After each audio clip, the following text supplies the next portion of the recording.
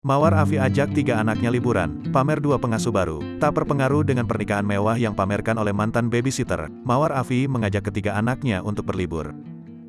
Nampaknya Mawar Afi tak terlalu peduli dengan mantan suaminya yang baru saja resmi menggelar acara pernikahan dengan Susi, Senin, tanggal 21 Februari tahun 2022, lalu. Seperti diketahui, pernikahan Mawar Afi dan Steno Ricardo yang terjalin kurang lebih 9 tahun, dan telah memiliki 3 orang anak ini harus berakhir pahit. Rumah tangga Mawar Afi ini harus kandas lantaran orang ketiga, yakni babysitter anak-anaknya sendiri.